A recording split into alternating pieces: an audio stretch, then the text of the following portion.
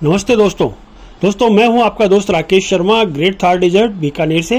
और आज 15 अप्रैल है और कल है 16 अप्रैल। और 16 अप्रैल एक बेहद खास दिन है क्योंकि इसी दिन पटरी पर पहली बार दौड़ी थी देश की लाइफलाइन जाने वाली भारतीय रेल और इस तरह इसकी हुई थी शुरुआत। परिवहन के साधनों में आज भले ही क्रांतिकारी परिणाम आ चुके हों, लेकिन कई दिनों में पूरी की जाने वाली दूरी अब महज कुछ घंटों में ही पूरी हो रही है। सुपरफास्ट और बुलेट ट्रेन का जमाना आ गया है। लेकिन भारतीय रेलवे के इतिहास में 16 अप्रैल एक बेहद खास दिन है।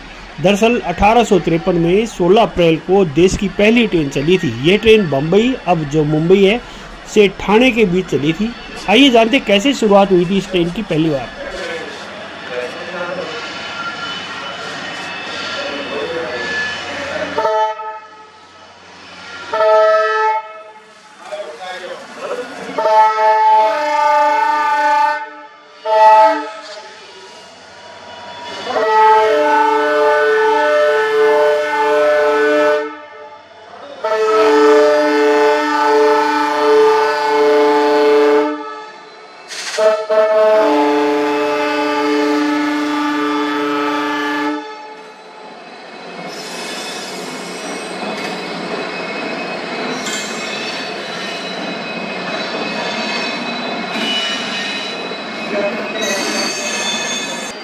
सोलह अप्रैल 1853 को मुंबई और ठाणे के बीच पहली ट्रेन चली थी।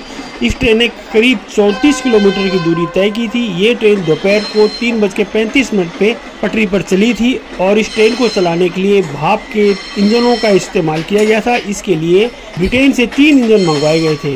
इन इंजन को सुल्तान, सिंधु और साहिब का नाम दिया गया था। देश की इस पहली ट्रेन में कुल 20 डब्बे या कोचेस थे। इस ट्रेन में कुल 400 लोगों ने सफर किया था। इस ट्रेन में दोपहर को 3:35 पे मुंबई से के बोरी बंदर, जिसे अब छत्रपति शिवाजी टर्मिनल कहा जाता है, से सफर अपना शुरू किया था और शाम 4:45 बजे 4:45 पर ठाणे पहुंची थी। ट्रेन ने अपना 34 किलोमीटर का सफर इस प्रकार तय किया था।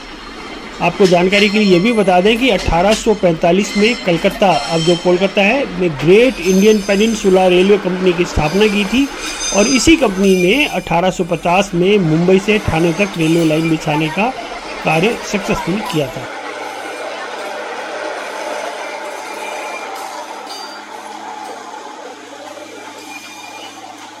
वैसे तो ये इतिहास काफी ज्यादा पुराना है। अगर इसकी पूरी चर्चा करेंगे तो हमारा वीडियो भी बहुत लंबा हो जाएगा और मैं थोड़ा सा बीच में से काट के 1947 से 80 के बीच के समय का अवलोकन कराता हूँ। इसमें 47 के अंदर विभाजन और क्षेत्र ब्रिटेन जा रहा था और राष्ट्र को 2 भागों में ब्रिटेन ने विभाजित कर दिया था, जिसके कारण रेलवे पर 40% से अधिक नेटवर्क थे नव निर्मित जो रेलवे थी वो पाकिस्तान में चली गई। 2 प्रमुख लाइनें बंगाल, असम और उत्तर पश्चिम रेलवे को भारतीय रेल प्रणाली में विभाजित करके अलग कर दिया गया था। विभाजन के बाद हंगामे में हिंसक भीड़ ने रेलवे के बुनियादी ढांचों को भी नुकसान पहुंचाया और ट्रेनों पर भी हमला किया। रेलवे ने 1949-50 के अंदर फ्रेंचाइजी के आधार पर नियंत्रण हासिल करके रेलवे को नए सिरे से बनाया। 1951-52 में इस नेटवर्क में रेलवे के जोन को पुनर्गठित करना शुरू किया। भारत और पाकिस्तान के बीच पहली ट्रेन समझौता एक्सप्रेस 1976 में अमृतसर और लाहौर के बीच चली थी। 20वीं शताब्दी के उत्तरार्ध में आगे बढ़ते हुए रेलवे ने तेजी से आधुनिकीकरण की ओर कदम बढ़ाया। पुराने औपनिवेशिक युग के लोकोमोटिव जो पुराने थे उनको अत्याधुनिक ट्रेनों में बदल दिया गया, जबकि 1950 के दशक में 25 kV AC ट्रैक्शन को अपनाने की चाल ने विद्युतीकरण की दिशा में एक नया अभियान शुरू किया था। 1980 और 2000 के बीच में टेक्नोलॉजी एक फेज्ड मैनर के अंदर आगे बढ़ी। 1980 के दशक में भाप इंजनों का एक पूर्ण फेज आउट किया गया, धीरे धीरे उनको रिमूव कर दिया गया, क्योंकि 1970 के दशक में ऊर्जा संकट से विद्युतीकरण को प्रेरित किया गया था, यानी कि विद्युतीकरण की ओर आगे चरण बढ़ाए थे। 1980 और 1990 के बीच लगभग 4500 किलोमीटर का विद्युतीकरण इलेक्ट्रिफिकेशन किया गया था। इसी बीच भारत की पहली मेट्रो प्रणाली 1984 में कलकत्ता में आई थी। हालांकि आर्थिक ठहराव, राजनीतिक उथल पुथल ने 80 के दशक में नेटवर्क के विकास में को अवरुद्ध कर दिया था पूरी तरह से। 90 के दशक में कोंकण रेलवे का उद्घाटन हुआ था। भारत के पश्चिम तट को बाकी हिस्सों से जोड़ने वाला 738 किलोमीटर का एक बढ़िया काम किया गया था। हालांकि इस अवधि में प्रमुख क्रांति कंप्यूटर की दुनिया से आई थी। विशेष रूप से भारतीय रेलवे ऑनलाइन प्रणाली यानी कि आरक्षण प्रणाली, रिजर्वेशन सिस्टम सन 1985 में शुरू किया गया और धीरे धीरे दिल्ली, मद्रास, बॉम्बे, कलकत्ता में ये सुविधा शुरू की गई। ये यात्रियों को किसी भी टर्मिनल से किसी भी ट्रेन में रिजर्वेशन कराना, रद्द कराना की अनुमति प्रदान करा था। बड़ा शानदार इसका मॉड्यूल था। यात्रियों के लिए एक बहुत ही महत्वपूर्ण वरदान साबित हुआ।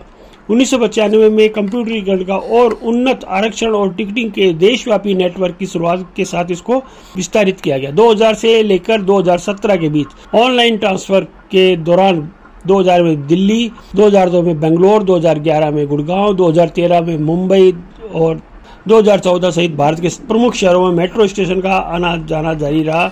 और इसके बाद आया इंडियन रेलवे का सबसे बड़ा कदम 2002 में, जिसमें IRCTC प्रणाली के माध्यम से ऑनलाइन ट्रेन रिजर्वेशन का टिकटिंग का ऐप आया और इसके द्वारा सब लोगों ने स्टार्ट किया।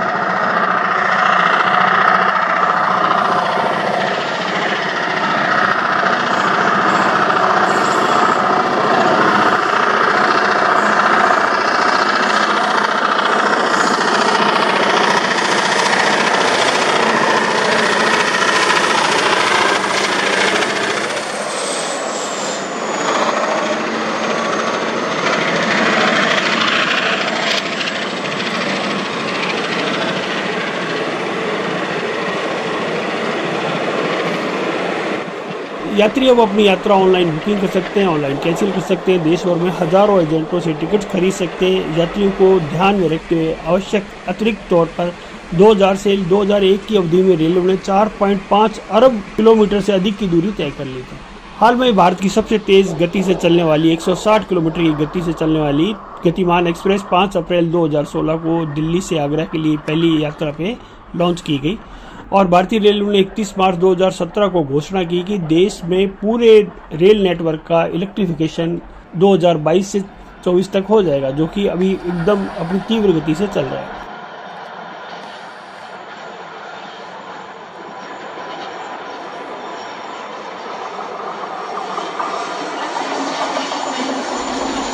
और वीडियो के अंत में हैप्पी बर्थडे इंडियन रेलवे। 16 अप्रैल 1853 को देश की पहली रेल मुंबई से ठाणे तक चली थी और पिछले 169 वर्षों से लगातार भारतीय रेल ने हमारे देश की अर्थव्यवस्था को सुदृढ़ बनाने में बहुत ही महत्वपूर्ण भूमिका निभाई है। ये भारत की लाइफलाइन भी है। आज भारतीय रेल परिवहन दिवस के अवसर पर मैं भारतीय रेल के समस्त अधिकारियों को, कर्मचारियों को और ग्राउंड लेवल के कर्मचारियों को और उसके साथ अपने समस्त रेल फैनों को भी दिल से हार्दिक शुभकामनाएं देता हूं। 16 अप्रैल को आज भारतीय रेलवे दुनिया के चौथे सबसे बड़े रेल नेटवर्क का प्रबंधन करता है, जिसका ट्रैक देश के 1,20,000 किलोमीटर से भी अधिक फैला हुआ है। रेलवे ने कई पहलुओं में भविष्य की भी तैयारी करी है। वर्तमान में 7,000 से भी अधिक स्टेशनों पर मुफ्त वाईफाई सेवाएं प्रदान की जा रही हैं और इंडियन रेलवे ने 2024-25 तक अक्षय ऊर्जा मुख्य रूप से सौर के साथ अपनी बिजली की 25% मांग को पूरा करने के लिए ग्रीन टेक्नोलॉजी में भी इन्वेस्ट किया है।